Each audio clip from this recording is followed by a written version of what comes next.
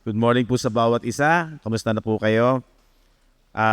Mapalad po tayo dahil lagi tayong mayroong panahon na magsama-sama para sa kanyang salita. Ito yung nakalulugod sa Diyos, yung ating pagsamba sa Diyos. Napakapalad po natin. Kung pag-aaralan nyo, talagang napakabilis ng panahon. Kaya napakapalad natin na meron tayong time.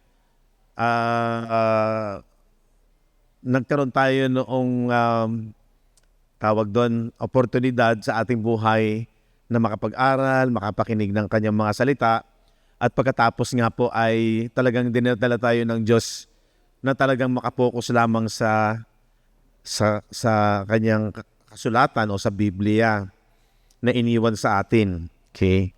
So yun po isang malaking kayamanan kung may tuturing. Sa ating journey, marami tayong dinaanan, di ba?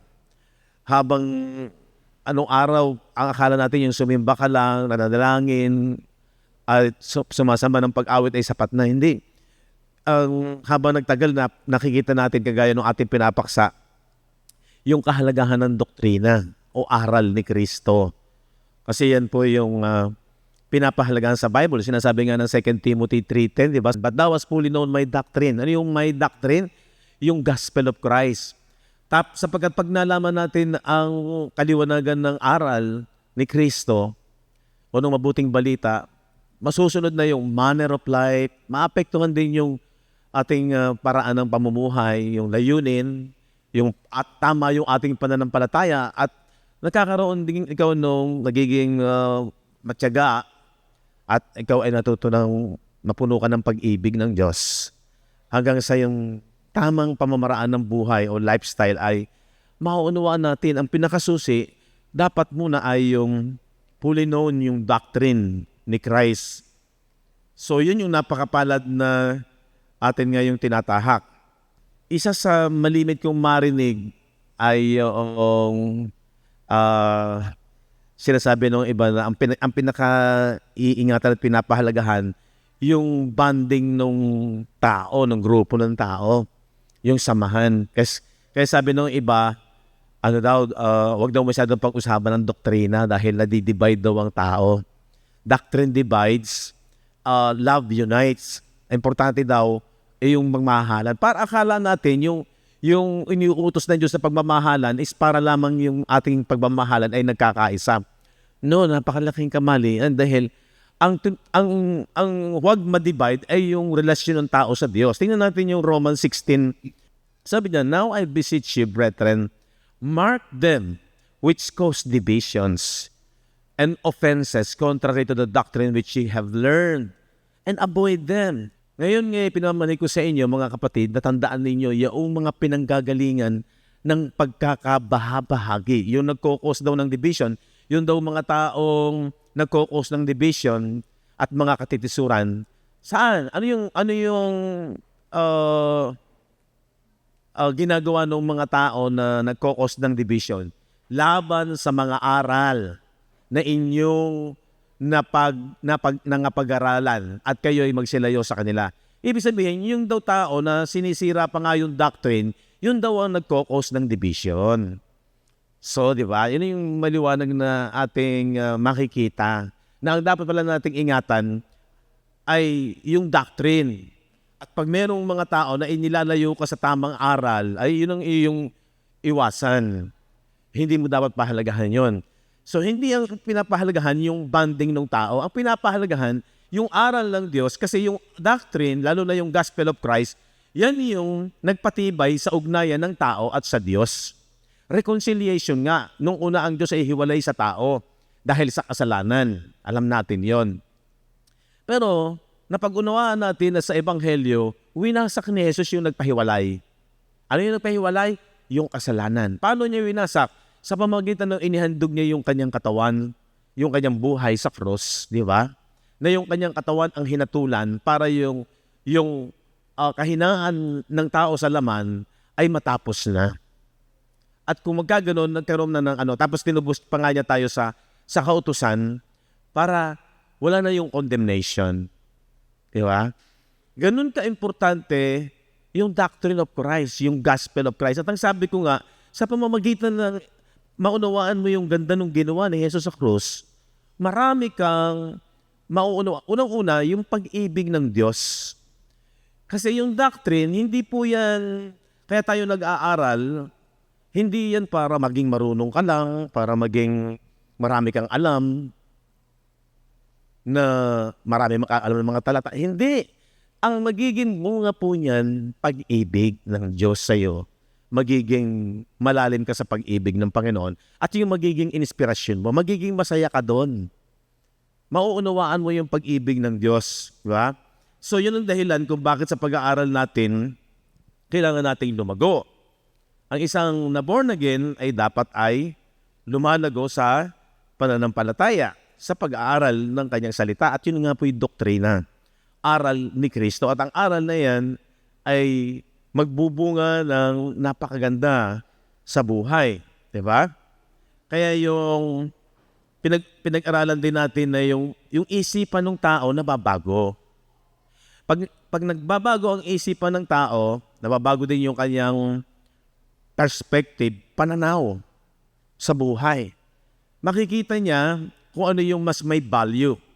Pag nakita mo yung binalyo ni Jesus, yung ating inward man, yung ating taong panloob, yung ating espiritu, yun yung kanyang binuhay na maguli, yun yung kanyang iniligtas, kasi yun yung ibig niya na makawala sa kamatayan. Iniligtas tayo saan? Sa kamatayan. So dito, sa pag-aaral po natin, unti-unti, dumadami ang alam mo, pero lumalago ka sa pag-ibig. Kasi sabi ng iba, mahirap yung maraming alam, nagiging sobrang dunong maraming mga sinasabi ang iba. Hindi alam, doon sa purpose ng pag-aaral at paglago, dadalhin ka dyan sa pag-ibig, lalo mong makikita yung pag-ibig ng Diyos. Makikilala mo kung gaano ka kamahal ng Diyos. Kaya nga yung ating pag-aaral na nabihag ba talaga ikaw ng biyaya? Kung ikaw ay na-captive ng biyaya ng Diyos, yung pag-aaral mo, sa pag-aaral mo, nabibihag ka na nabibihag, marami kang alam, nakikita mo, yung alam mo na kung gaano ka kamahal ng Diyos, at nakikita mo yung ganda nung kanyang tinapos sa krus ng Kalbaryo. Yun ang dahilan kung bakit dapat tayo lumago at maraming alam at nag-aaral. Kasi nga, maliwanag sa iyong isipan na yun ang sinasabi ng salita ng Diyos. Di ba sabi ng John 17:3, at ito ang buhay na walang hanggan. Na ikaw ay makilala nila, na yun, na iisang Diyos na tunay, na ang Diyos ay makilala. At siyang iyong sinugo, pati na yung pagkakasugo niya saan? Kay Yesu Cristo, ang ating Panginoon, sa kanyang bugtong na anak. Diyan nakapasok at nakapaloob yung buhay na walang hanggan. Yung word na pagkakilala, sabihin nga ninyo, pagkakilala. Saan ano ang paraan para makilala mo ang Diyos? Sa salita. Kaya tayo iniwanan ng Bible. Tingnan ninyo yung Hebrew, doon muna sa John 5:39. Saliksikin ninyo ang mga kasulatan, sapagkat iniisip ninyo na sa mga yon ay meron kayong buhay. Ayun ang importante kasi. Kaya ka nag-aaral, kaya ka nagsasaliksik, meron kang buhay na walang hanggan para makilala ang Diyos. Tapos sasabi doon, ito ang nagpapatotoo tungkol sa akin. Ang Bible ang nagte-testify, nagpapakilala. O ano pang ibang paraan? So kung ang isang mananampalataya o isang Kristiyano ay hindi nag-aaral para makilala ang Diyos, paano niya makikilala ng tunay ang Diyos? At paano magkakaroon siya ng katiyakan na meron siyang buhay na walang hanggan? Wala namang ibang paraan na itinuturo ang Bible para makilala mo ang Diyos. Ayan saliksikin mo ang kasulatan. Hebrew 10:7. Tingnan natin. Na magkagayon sinabi ko, narito, ako'y pumarito sa balumbo ng aklat. Asan yung balumbo ng aklat? Ito Sino yung nagsasalita dyan? Ang Panginoon. Narito ako'y pumaparito sa balumbo ng aklat ay nasusulat. Kaya nga may written Kung tamad ng isang mananampalataya, kung parang hindi niya pinapahalagan, at ang importante sa kanya yung religious system, merong malabo yun maliligaw ka pa dun Diba? Kaya napakaganda, mamulat mo rin yung iyong mga anak sa mga bagay na ganito, yung ating mga maliliit na bata. Di ba? Kaya, yung ating pinag-aralan na yung mystery of submission sa husband and wife sa Ephesians, di ba? Na yung wife ay magpasubmit doon sa kanyang husband sapagkat yung husband ay nagmamahal kung papaano niyang minamahal ang kanyang sariling katawan, minamahal niya yung kanyang anak, yung kanyang asawa. Dapat ganoon daw ang pagmamahal ng asawang lalaki. Hindi yung nagpapasubmit lamang yung babae na kung anong ibig mangyari ng lalaki. Hindi. Sinasabi yun sa mga Kristiyano dahil ang nakapaloob doon ay yung husband ay sumisimbolo kay Christ. At ang wife ay yung church na ibinigay ni Jesus yung kanyang katawan. Ang kanyang buhay pala sa kanyang katawan kasi itinuturing niya na yung kanyang asawa ay katawan niya, body of Christ.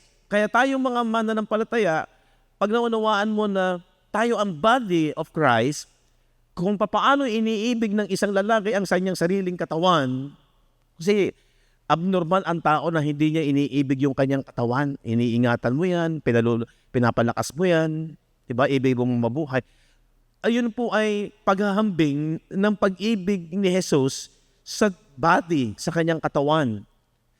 So, kailangan ang kanyang body as a believers, tayo mga believers ay body, at kung talagang ikaw ay body, katawan ni Kristo, sumusunod ka at nagpapasakop ka kay Kristo sapagkat yung purpose ni Kristo, yung kanyang layunin ay pagpuro sa pagmamahal para sa kanyang katawan. At ang kanyang katawan ay tayo ng kanyang mga anak o mga mananampalataya. Amen? So, kailangan natin maintindihan yon na ang importante ay yung relasyon ng mananampalataya kay Kristo at nagpapasubmit tayo ang ating obedience sangayon doon sa Romans chapter 16:25. Ayan, tinan niyo. At ngayon sa Kanya na makapangyarihan na sa inyo ay makapagpapatibay. Tandaan niyo, itong bakit tayo nakapokus dito? Ito yung makapagpapatibay. Kasi dito mo makikilala kung gaano tayo kamahal ng Diyos. Okay? Sa Kanya na makapangyarihan na sa inyo yung makapagpapatibay. Saan? Ayon sa aking ebanghelyo. Doon sa ebanghelyong ipinahayag ni Pablo na mystery na ipinahayag sa kanya ng Diyos na inilihim sa mahabang panahon. Pero pagdating ng pagkatawag kay Apostol Pablo ay yung mystery na yon ay inihayag. Gaano kapalad tayo, lalo na tayo sa panahong ito, na yung mystery na yan ay naging maliwanag. Pero doon sa first century believers, medyo may talukbong kasi nga bago pa lang ang mensahe na yan sa kanilang isipan. Kasi sanay sila sa Old Covenant system. Kaya yung New Covenant, bago sa kanila talaga yun. Hindi nila agad maintindihan. Diba?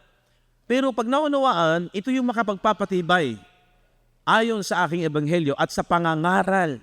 So kailangan, yun po yung doctrine. Po, yung aral ng katotohanan, yung ebanghelyo ni Kristo. Ayon sa pahayag, dahil nga yan po yung mystery, hiwaga, na natago sa katahimikan ng panahong walang hanggan. Di ba mapalad tayo? Kung bubuksan mo isipan mo sa ipinapahayag ng salita ng Diyos, yan yung makakapagpatibay. Wala nang ibang makakapagpatibay. Ang Bible na nagsasaysay na ang nakakapagpatibay, yung pagkaalam ng pag-iibig ng Diyos sa pamamagitan ng kanyang mga salita. Amen po ba?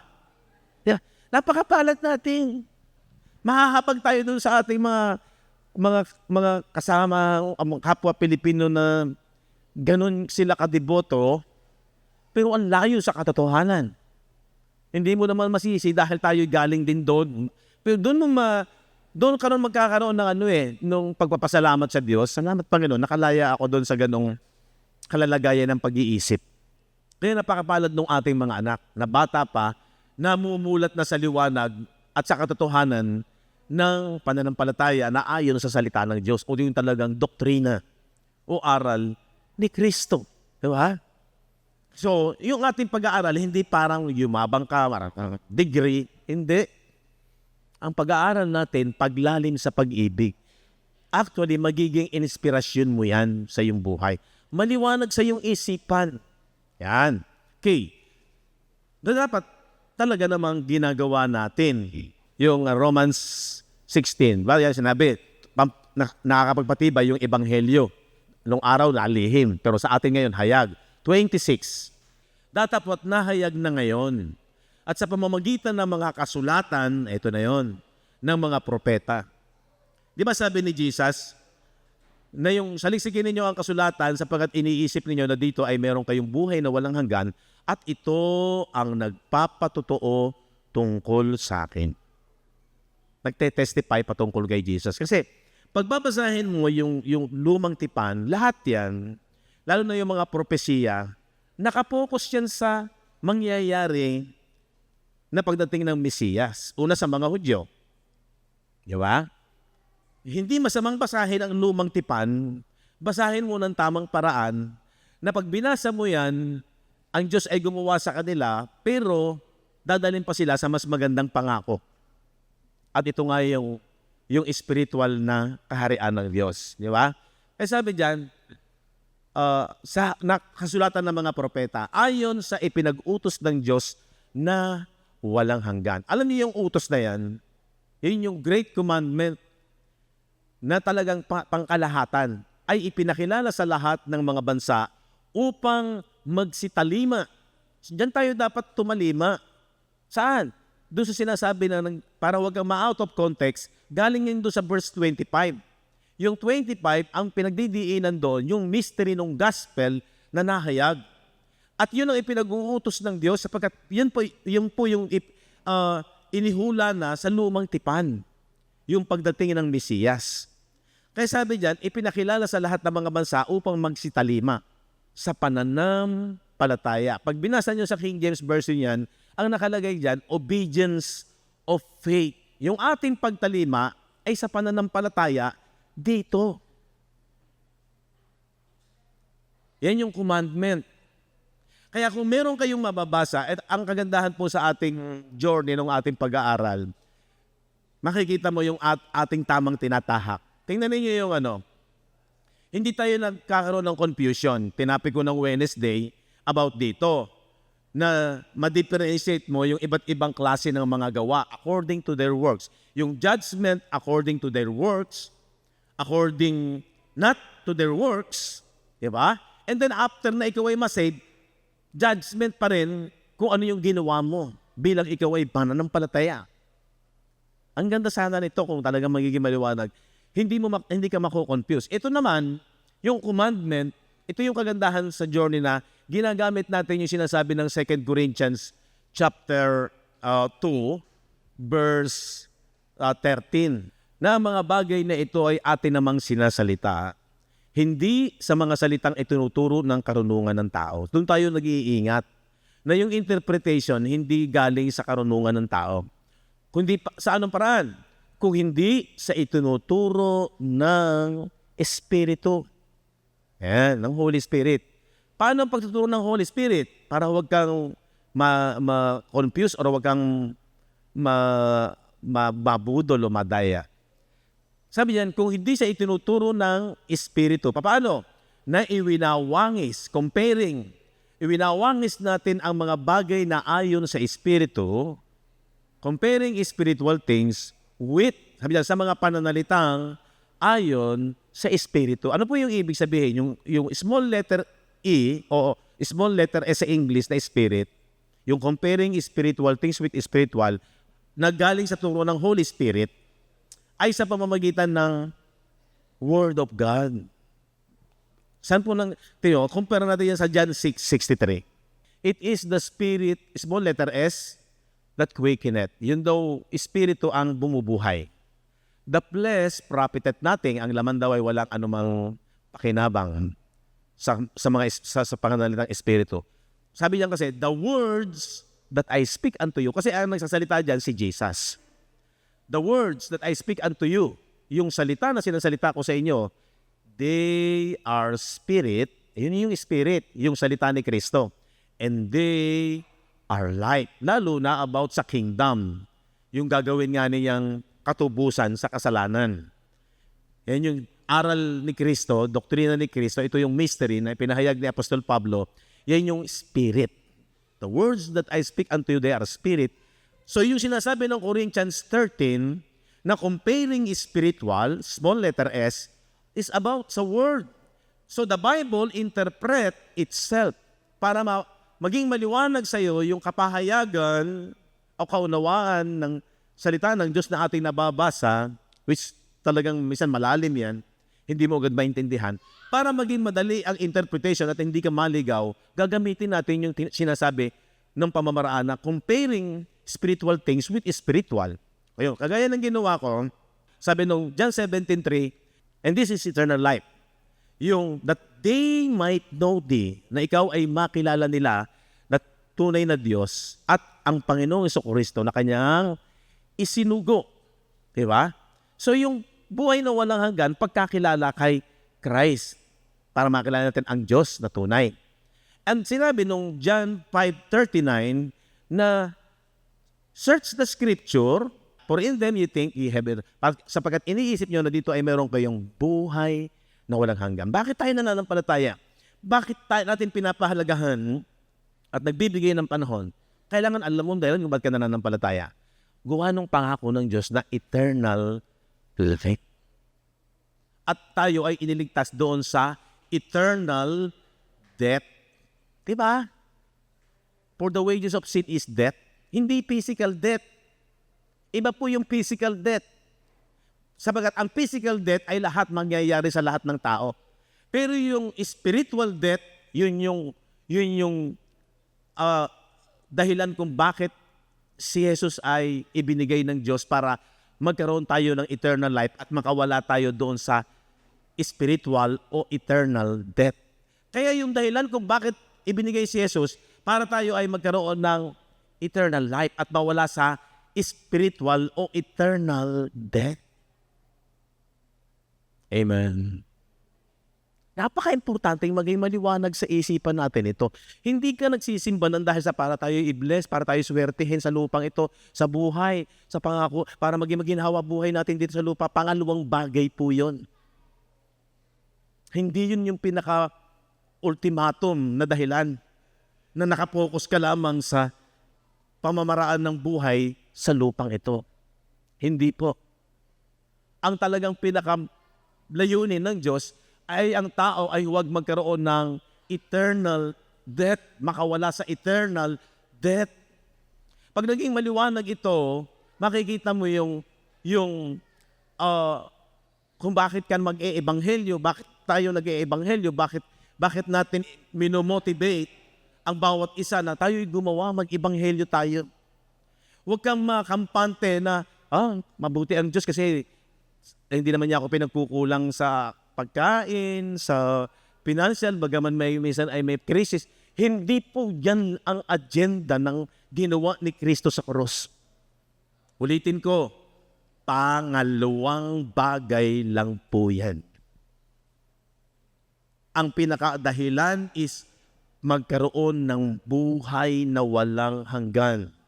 At hindi po biro kung bakit kinakailangan yung aral ni Kristo iniingatan. At hindi rin biro kung bakit sinasabi doon na ilayuan ninyo yung mga taong nagkokos ng division na inilalayo kayo sa tunay na aral. Diba? Mark them. Tandaan ninyo yung mga tao na nagkokos ng division. Kasi ang reliyon, ang nangyari, ang iniingatan nila, yung kanilang banding, yung kanilang grupo. Walang masama po doon sa relasyon ng tao. Pero kung hindi ayon sa aral, di ba pinag-aralan natin kung merong sa inyong magdala o magpunta sa inyo na may ibang aral na dala at hindi aral ni Kristo, ano sabi doon? Maring mangyaring pagtiisan ninyo at huwag ninyong tanggapin. So ano ang importante sa Bible? Yung doctrine. Bakit ka mag-aaral? Bakit ka magiging matyaga? Bakit lalabanan mo yung katamaran, yung pagpapawalang halaga sa salita ng Diyos? Nakakaantok kasi yan. Boring kasi yan eh. Yan yung dikta ng laman. Yan yung dikta ng laman. At ang gusto ng laman, wala. Huwag niyo pong mamimisinterpret, ha? Hindi masama ang mag-enjoy. Pero dapat maging matalino tayo. Tingnan niyo ito. Ephesians 5:17. Tama. Ito yung paraan ng ating paglakad. Mag-ingat nga kayong lubos kung paano kayo lumalakad. Warning po ito. Huwag gaya ng mga mangmang. Ano po yung mangmang?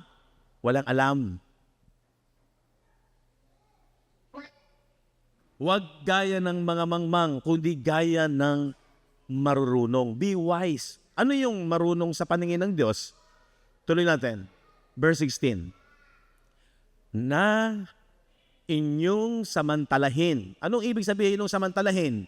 Huwag mo sayangin ang panahon, yung oras. Ang bilis lang ng panahon. At pag ikaw ay nalibang lamang sa mga bagay na panglupang ito, yun yung sinasabing huwag kang maging mangmang. Pag itinuon mo lamang ang iyong enjoyment at pag nagkamali ka ng application na pag ikaw ay okay sa lupang ito, mahaba buhay mo, ay yun na yung pangako ng Diyos. Ay hindi yun, magkakamali tayo. Eternal life. Sapagkat ang mga araw ay masasama. Tuloy, 17. Kaya huwag kayong maging mga mangmang. Ayun na naman, inulit na naman yun. Huwag daw tayong maging mangmango. Kung hindi, ito yung ibig ng Diyos. Kung hindi unawain ninyo kung ano ang kalooban ng Panginoon. Ano ang kalooban ng Panginoon? Magkaroon ka ng buhay na walang hanggan. Simpleng, madaling magpakuha. At huwag kang magkaroon ng eternal death. Ayaw ng Diyos na maging ang destiny ng tao, eternal death. So, sumahin mo. Possible ba na ang isang tao ay magkaroon ng magandang papel sa lupang ito, nakakontribute siya, naging maganda yung kanyang karir habang panahon siya nabubuhay, at naging famous siya at naging kilala siya. Pero kung na-miss niya ang pagkilala kay Kristo, makinig kayo magaling. Kaya dito masasabi, napakapalad natin. At mahahabag ka doon sa mga tao na maaaring mas matagumpay pa sa iyo. Hindi po masama ang maging matagumpay sa lupang ito. Pero na-miss yung pinakabuod at purpose ng salita ng Diyos, magiging walang kabuluhan din yun. Hanggang lupa lang yung naging maganda sa kanya. Hindi ako against na maging maganda ang buhay ng isang tao sa lupang ito. Actually, kailangan nga maging maganda ang buhay din natin. Pero marami nalibang na lang. Yun yung sinasabi ng Efesyo, huwag kayong mag-ingat tayo, warning. Huwag kayong maging mangmang. Kung hindi, ang pinaka-importante, maunawa ng isang tao ang kalooban ng Diyos. At yun ay mangyayari lamang pag tayo ay talagang nakapokus sa pag-aaral ng salita ng Diyos. Sinasabi ko ito, prangkahan tayo. Kaysa naman sa bulahan tayo ng bulahan dito, tapos okay na yon. Hindi. Importante yung maging maliwanag ang aral ni Kristo sa buhay natin. Okay. Kaya yung tinuturo yung ating sistema na the Bible interpret itself, napakaganda noon na naunawaan natin yon. Diba? Yung sinasabi ng Romans 16, yung commandment. Tingnan ninyo yung Revelation chapter 22, 14. Ayan. Pansinin niyo yan. Blessed, itong parting 22, ito na yung matatapos na yung Old Covenant system. Pinoproklama na rito yung New Heaven and New Earth, New Jerusalem, New Nation, yung ginawa ni Jesus lahat ng bagay na pawang bago.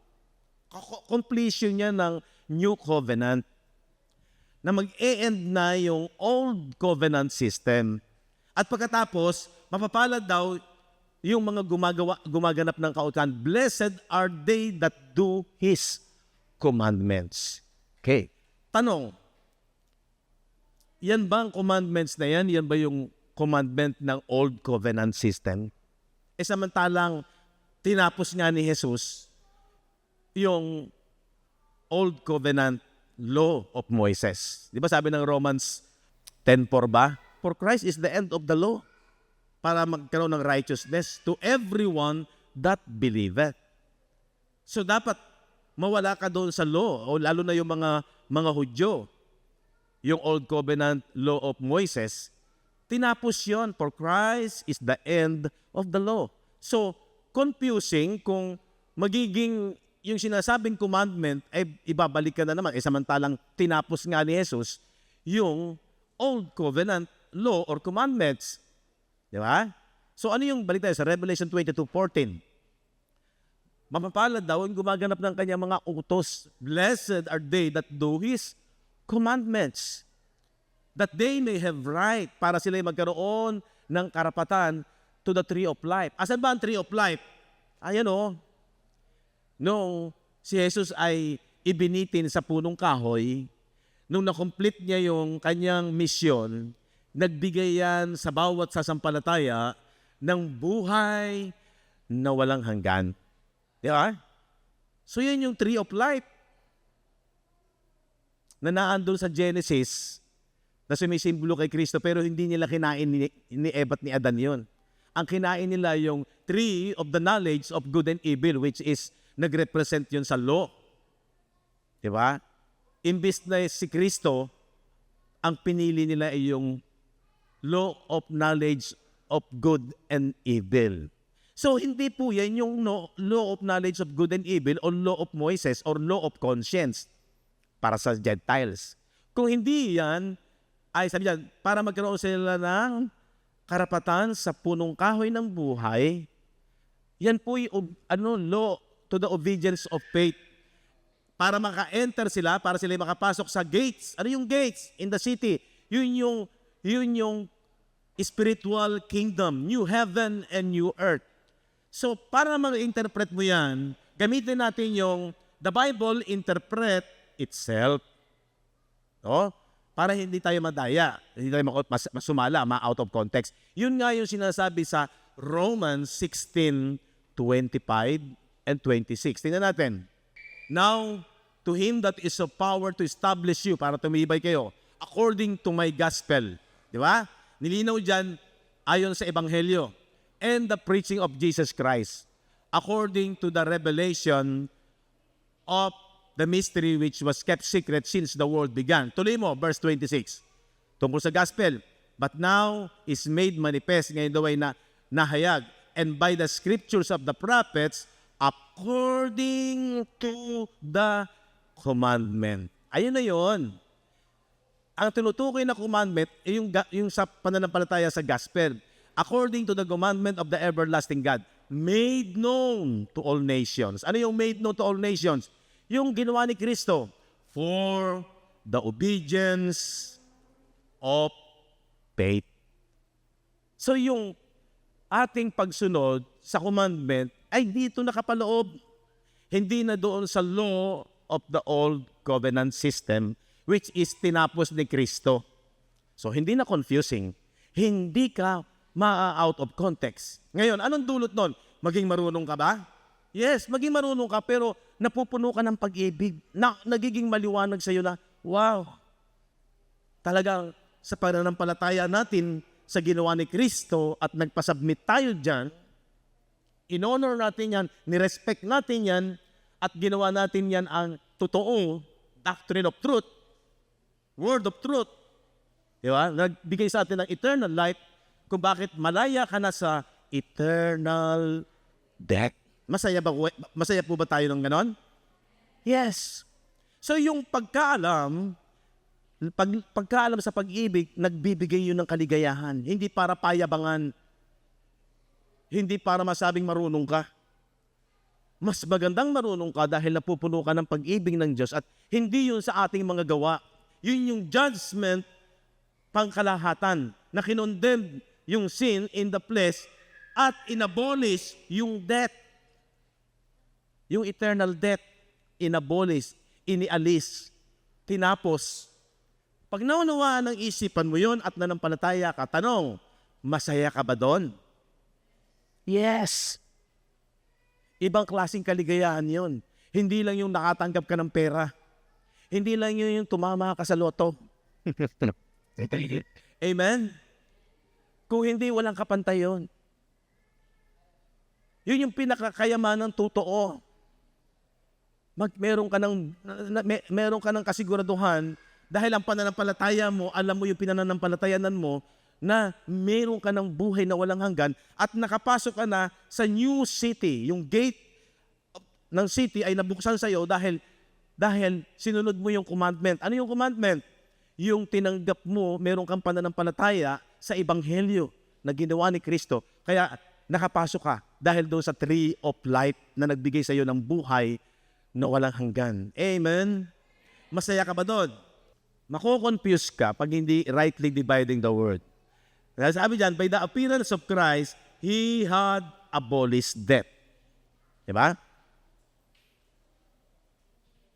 Pag ginamit na naman natin yung tamang interpretation, yung the Bible interpret itself para maging malinaw, na meron ka ng buhay na walang hanggan at natitiyak mo na wala ng kamatayan. Hindi ka na pupunta sa eternal death. Although alam mo yung physical, mangyayari yan, mamamatay lahat ng tao. Pero maligaya ka na dahil alam mo na yung destination mo. Dahil sa paniniwala mo ng malinaw sa mabuting balita, abolish na yung death. But in their time, pag binasa mo yung scripture, parang hindi pa lubos yung katubusan. Tingnan ninyo, punta muna tayo dito sa word na death. Diba? Bakit matibay yung ating paniniwala na wala ng kapangyarihan ng kasalanan, tapos na yung kasalanan, sapagkat yun ang nagko-cause ng death. Yun yung sinasabi sa Romans 8. For the law of the Spirit of life in Christ Jesus had made me free from the law of sin and death. Di ba? Napakagandang balita niyan na yun daw batas ng Espiritu na nagbibigay ng buhay. Ano yun? Ito yun, no? Tree of life, Spirit of life, in Christ Jesus. Pag sinabing in Christ Jesus, hindi ka na maliligaw, yun yung ginawa niya sa krus. Na tinapos niya yung kapangyarihan ng kasalanan na nagbibigay ng eternal death. Di ba? Tinapos niya. Ngayon, ating himay-himayin yung death na tinutukoy dyan. Saan nang galing yung death? Pag hindi naging malinaw ang pag-aaral, maraming lumalabas na interpretation Noong araw, pag binasa natin yung John chapter 10 verse 10, the thief cometh not, but for to steal. Yung word na susunod dyan na nagkukos ng death, and to kill, and to destroy. Sabi ni Jesus, ang magnanakaw, ang interpretation agad natin dyan ay yung cosmic being na si Satan. Na yun, mamamatay tao. Makinig kayong magaling. So, ang magnanakaw na parito para magnakaw, pumatay, at pumuksa. Pero ako'y naparito, sabi ni Jesus, para magbigay ng buhay. Eternal life ang tinutukoy dyan. And that they might have it more abundantly. Hindi tinutukoy dyan yung physical na abundance of life. Ang tunay na context niyan, spiritual po yan. Kasi yung mamamatay, yung magnanakaw, walang iba kung hindi yung mga Pariseo na ginamit nila yung law. Kasi yung law is ministry of death. Paano mo makukuha? Hindi po yun aral ng tao, hindi yun sariling turo ng tao na galing sa sariling kaisipan lang ng tao. Kasi ayaw ng Bible na manggagaling sa karunungan ng tao ang interpretation natin. Okay? Tingnan natin po. 2 Corinthians chapter 3. Basahin natin yung from verse 3 to 6. Tandaan ninyo, galing tayo doon sa John 10:10. The thief cometh not, but to steal, to kill, and to destroy. So yun yung nag-cause ng eternal death sa buhay ng tao. At sabi ko nga, yun ay law. Yamang nahayag na kayo'y sulat ni Kristo na pinangasiwaan namin hindi isinulat ng tinta kung hindi ng Espiritu. So mayroon dalawang pinaghahambig dyan. Yung ministry ng Espiritu at ministry ng letter, yung law. Ang Diyos na buhay, sabi diyan, ng Diyos ng buhay, hindi sa mga tapyas ng bato, kung hindi sa mga tapyas ng pusong laman. Tanungin ko po kayo, pag narinig nyo yung tapyas ng bato, ano na agad ang ipinapahiwatig nun? Law of Moises, di ba? Si Moises ay binigyan ng tapyas na bato, nakasulat doon yung 10 Commandments. Okay, sabi ng verse 4, at ang gayong pagkakatiwala sa Diyos ay taglay namin sa pamamagitan ni Kristo. Sabi ni Paul, yung ministry in the Spirit, yun daw ang dala-dala nila. Yung tapyas sa puso at hindi tapyas sa bato. Okay? Verse 5, hindi sa kami ay sapat na sa aming sarili upang isipin nga ano man ay mula sa ganang aming sarili, kung hindi ang aming kasapatan ay mula sa Diyos. Yung ministry nila galing talaga sa Diyos. 6, verse 6. Pasinin nyo to, na sa amin naman ay nagpapaging sapat na mga ministro ng bagong tipan. Ang ministry ng bagong tipan, hindi na yung law of Moises, kundi law of the Spirit na. Sabi, hindi ng titik. So yung titik, yun yung isinulat. Una sa tapyas ng bato.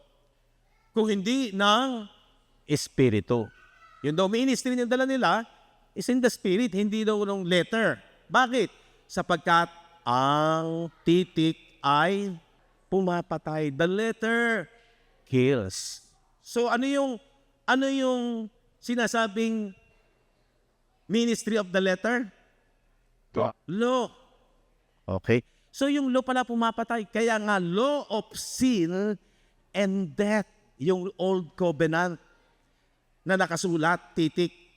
The letter kills. Sapagkat ang titik ay pumapatay. Pero ang Espiritu ay, ano yung Espiritu dyan? Small letter S. Word of truth. Word of life. Ano yung word of truth? Word of life. Gospel. Ito yung ministry in the Spirit. Pero pag ikaw ay nanatili sa law that kills, yun yung sinasabi ni Paul, ni John sa 10:10. The thief cometh not but to steal, to kill, and to destroy. Pumapatay yun kasi yun yung pinagdidiinan ng mga Pariseo. At yun ang hindi maiwan-iwan ng mga first century believers na mga Hudyo. Remember yung istorya sa Acts na si Paul, tapos na tayo sa kautusan, pero sila deboto pa rin. Although naniniwala sila kay Kristo, naniwala sila sa gospel of God na si Kristo ay anak ng Diyos, pero nananatili sila sa kautusan. Yun yung sinasabi na nasa ministry pa rin ng death. Kasi yung ministry of death, yun yung kautusan, law of sin and death. Bakit tinubos ang mga tao sa law of sin and death? Kasi lagi kang meron dong kamatayan, eternal death. Pag hindi ka tinubos doon, pag hindi tayo inalis doon sa ministry of death, ano mangyayari? Ay di lagi kang sinner at ikaw ay magmamanifest sa iyo yung eternal death. Okay? Naintindihan niyo po? Ganun ka-importante yung the Bible interpret itself. Pinagkukumpara natin yung mga salita ng Diyos para lalo nating maunawaan. Tingnan natin yung verse 7 up to 15 para mas maganda maliwanag. Ngunit kung ang pangangasiwa ng kamatayan, so intindi mo na yun, na nasusulat at nakaukit sa mga bato, so yun yung old covenant law, ay nangyayaring may kaluwalhatian. Meron daw glory nung panahon na yon, pero ano pat ang mga anak ni Israel ay hindi makatitig sa mukha ni Moises dahil sa kaluwalhatian ng kanyang mukha. Pero yung kaluwalhatian daw yon ay lumilipas. Kasi nga, physical yon. Yung physical, so, pagbago, wow, pag merong nagagawa mo, nasusunod mo, merong kaluwalhatian pero pansamantalang yon. Nagpe-pay din. So yun po ibig sabihin. 8, paano hindi lalo magkakaroon ng kaluwalhatian ng pangangasiwa ng Espiritu? Yung ministry ng New Covenant, mas grabe yung glory. Ito yung sinasabi ko last week. Na yung Old Covenant sa flesh, pero yung New Covenant sa Spirit. Pero dahil hindi nakikita, maraming mga tao and even maraming mga believers hindi makawala-wala sa physical blessings na pinapahalagahan lang nila physical. Pero yung pagbibigay ng pahalaga sa pinaka-final na blessing ng Diyos na spiritual, hindi masyado ring nauunawaan. Yan yung comparison. Sapagkat kung ang pangangasiwa ng kahatulan ay mayroong glory, lalo na raw yung kaluwalhatian ng pangangasiwa ukol sa katwiran o righteousness. 15. Datapat hanggang sa araw na ito, kailanmat binabasa ang mga aklat ni Moises, mayroong talukbong na nakatakip sa kanilang puso. Ibig sabihin, yung ministry ni Moises, ng Old Covenant system, yun ang nagiging talukbong para hindi maging maliwanag yung ministry sa Spirit. So, kung atin pong talagang ipopokus yung pagkaunawa dyan, yung blessing ng spiritual mas matindi kaysa sa physical. Pero marami nahihirati sa physical blessing lang. Yan. Yan po ibig sabihin yan. Kasi yung ministry sa Spirit, wala ka ng death doon. Wala ka ng eternal death. Meron ka ng buhay na walang hanggan. Okay, naunawaan na natin ngayon na yung John 10:10 na sinasabing, the thief cometh not but to steal, to kill, and to destroy. Iyon na po ay kapag nanatili sila sa Old Covenant system na itinuturo ng mga Pariseo. Actually, mali ang turo ng mga Pariseo kasi kaya sila yung instrumento nung talagang kamatayan, nung death. Dahil kinokontrol lang nila ang maraming mga Hudyo that time at mali pa ang kanilang pagtuturo ng law. May purpose kasi ang law eh. Galatians 3, ngunit bago dumating ang pananampalataya, bago daw dumating ito, ay nabilanggo tayo sa ilalim ng kautusan, law of sin and death, na nakukulong tayo hanggang sa ang pananampalataya ay ipahayag pagkatapos nung una. Okay, verse 24, ito yung purpose ng law. Ano pat ang kautusan o ministry of death ay naging tagapagturo natin upang ihatid tayo kay Kristo. Ito yung maganda nito. Yung law na ministry of death na pumapatay at nagwawasak ng buhay ng tao kasi hindi kayang sundin. Napag-aralan natin kasi ang requirement 100%. Kaya ang purpose noon, una sa mga Hudyo, para hanapin nila ang Savior kasi hindi nila kayang sundin. Kaya ang purpose ng ministry of death o law upang ihatid tayo kay Kristo. Upang tayo ay ariing ganap sa pamamagitan ng ating pananampalataya. Ito po yun. Kaso mo, hindi itinuro ng tama ng mga eskrib at mga Pariseo that time. Ang malungkot, mga kapatid, tayo naman naging biktima rin yan. Dumaan tayo, itinuturo si Kristo, pero yung kautusan, hindi inaalis. Kaya pag pinag-aralan natin, may bisa pa rin yung kasalanan. Sana maging maliwanag na sa inyo to. At kaya pag tayo nagkakasala, kailangan magsisi ka. Pag hindi ka nagsisi at namatay ka na, hindi ka nakapagsisi, ikaw ay mapapasa kapahamakan. Di ba yun ang turo sa atin? Nawala ng saysay yung ganda nung ginawa ni Kristo. Yun ang problema. Pero salamat sa Diyos dahil unti-unti nag-aral tayo. Kaya yung journey ng pag-aaral, huwag nating katamaral dahil naging maliwanag sa atin na inalis na tayo sa kautusan. Tinubos tayo sa ministry of death. Kasi kung mananatili tayo doon sa ministry of the law, which is nagbibigay ng death, law of sin and death, ay lagi tayong may takot. Hindi ka magiging masaya. Sana makita nyo to kung bakit napaka-importante nung mag-aaral ka. The Bible interpret itself. Magiging masaya ka. Nakakasigurado ka. Hindi ngayon importante dito yung, paano maghihiwalay tayo? Kasi iba paniniwala nila, wala tayong magagawa eh. Ayaw man nating mangyari yun, pero wala tayong magagawa. Alam niyo po, nabasa ko nga yung 1 Corinthians chapter 7 tungkol sa mag-asawa. Pag nabasa niyo yun, makikita niyo, ang mas pinapahalagahan ni Pablo, hindi yung physical relation. Huwag niyo akong ma-misinterpret. Hindi, magaman pinapahalagahan niya ng Diyos, pero ang pinaka-importanting relasyon, yung relasyon ng tao at ng Diyos. 1 Corinthians chapter 7, verse 6 to 7. Ngunit ito sinasabi ko na parang payo, hindi utos, sabi ni Pablo. Payo. Kaya't ibig ko sana ng lahat ng tao ay maging gaya ko. Ano bang estado ni Pablo? Single. Walang love life. Patingin ako kay May. Walang love life. Kasi alam niyo, maraming mga tao parang bigo, parang hindi maganda buhay kung walang love life. Alam niyo, hindi masama naman. Sabi naman ni Pablo, ngunit ang bawat tao ay may kani-kanyang kaloob na mula sa Diyos. Pero sabi niya, sana kayo maging gaya ko. Ang isa'y ayon sa paraang ito at ang iba'y ayon sa paraang iyon. Tuloy natin, verse 8. Dapat sinasabi ko sa mga walang asawa at sa mga babaeng bao, mabuti sa kanila kung sila'y magsipanatiling gayon. Ano yun? Wala nang asawa. Gayon sa makatwid, bagay, gaya ko. Ayun na naman yun. Sinabi na naman niya yung gaya ko. Diba? Lumundag tayo. Verse 23. Sa halaga kayo'y binili. Huwag kayong maging mga alipin ng mga tao. Sa halaga, ano yung halaga? Buhay ni Jesus, dugo ni Jesus, tayo ay binili. Diba? Ina-address niya sa mga mananampalataya. At huwag kayong maging alipin ng mga tao. Pag ibig sabihin, dapat ang priority mo, yung alipin ka ni Kristo. Tama? Tama po ba sa pag-analyze? Dapat alipin ka ni Kristo, yun ang priority.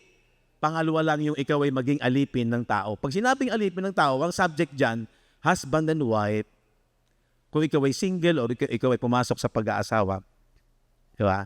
Hindi masama, sabi niya.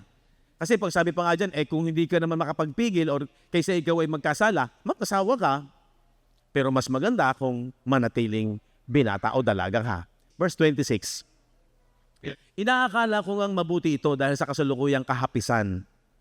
Yung panahon nila, grabe yung tribulation or yung persecution. Kaya mas mabuti daw sa isang dalaga o binata manatiling walang asawa. Sa makatwid bagay, mabuti nga ang tao'y manatili na ayon sa kanyang kalagayan. Tuloy natin. Punta tayo sa 32 to 35. Dapat ang ibig ko ay mawalan kayo ng kabalisahan. So yung kasing buhay may pamilya, meron kang mga cares ba? Yun yung mga pagkabalisahan. Diba? Ang walang asawa ay nagsusumakit sa mga bagay ng Panginoon lamang. Siguro makikita niyo yung punto nung sulat ni Pablo dyan.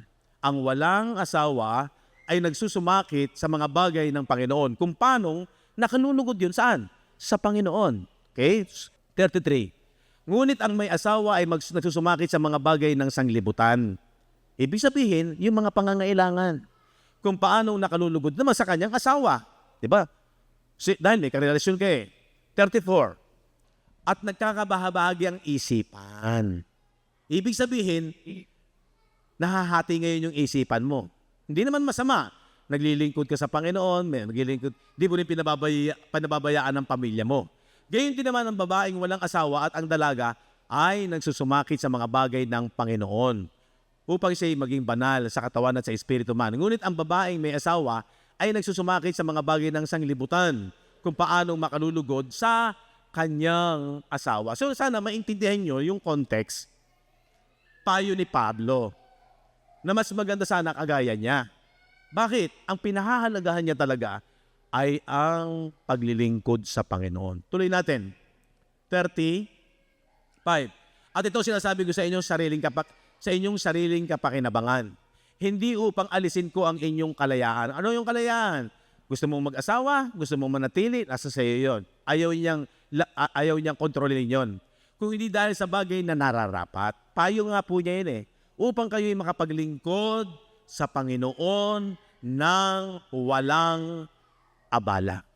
Tinatapi kasi natin na kapag ikaw ay lumalago sa pag-ibig ng Diyos, hindi pwedeng hindi ka gagawa. Kasi tinapik natin na kapag after mong maligtas, sa ngayon sa Ephesians chapter 2, verse 10, sige, tingnan muna natin. For we are His workmanship, sapagkat tayo ay kanyang gawa.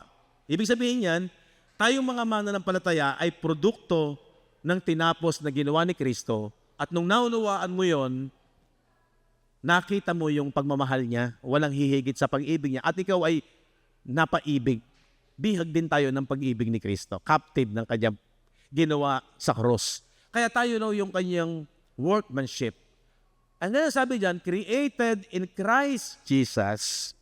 Nilikha tayo. Ano yung created sa atin? Yung ating inward man. Yung ating inward man, yung ating isip ay nabihag. Tatandaan niyo ba yung 2 Corinthians chapter 10? Nabihag, bringing every thought into captivity. So na-create dito yung pag-ibig ng Diyos sa pamamagitan ng mabuting balita ni Kristo. Pero ang bunga niyan, kapag naging maliwanag sa'yo, created in Christ Jesus unto good works. Maglilingkod ka. Gagawa ka. Automatic yon. Which God had before. Ito na yung inihanda na ng Diyos noon pang una. Ordained. Titinalaga na ng Diyos that we should walk in them. Na siyang dapat nating lakas.